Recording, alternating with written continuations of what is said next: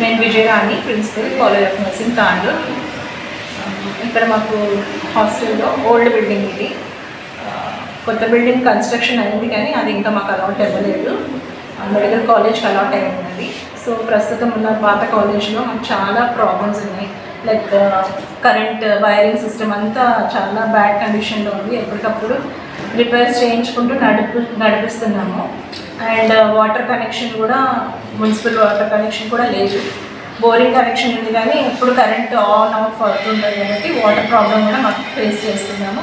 Plus drainage pipe line అంతా చాలా bad కండిషన్లో ఉంది.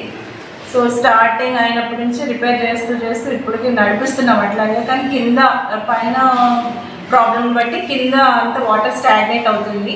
పైప్స్ సరిగా లేనందుకు అవి లీక్ అయ్యి కింద వాళ్ళకి కూడా అది న్యూసెన్స్గా మారుతుంది.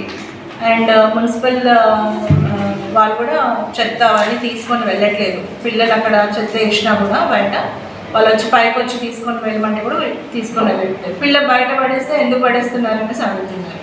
సో మున్సిపల్ వాళ్ళు కూడా పైకి వచ్చేసి ఏమన్నా వేస్ట్ ప్రోడక్ట్స్ అవన్నీ ఉంటే తీసుకొని వెళ్తే బాగుంటుంది, పిల్లలకు ఇన్ఫెక్షన్స్ రాకుండా ఉంటుంది. ఫస్ట్ మేజర్ ప్రాబ్లం ఏంటంటే కరెంట్ మొత్తం పైప్ లైన్ మార్చాలి బిల్డింగ్లో, ఒకవేళ పిల్లలు ఇక్కడ ఉండాలి 4 years అంటే. ప్లస్ డ్రైనేజ్ సిస్టమ్ మొత్తం మార్చాలి, ప్లస్ ప్లంబర్ పైప్ లైన్స్ మొత్తం మార్చాలి, అండ్ వాటర్ కనెక్షన్ కావాలి.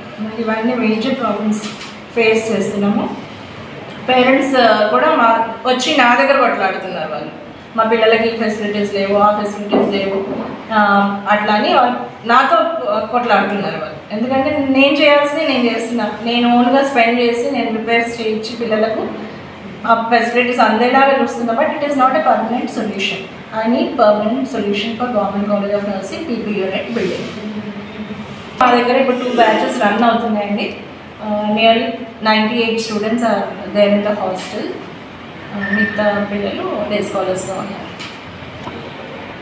వచ్చారు ఇప్పుడు 2nd batch వరకు అయితే వచ్చారు, కొంతమంది డిస్కంటిన్యూ అవుతూ ఉంటారు.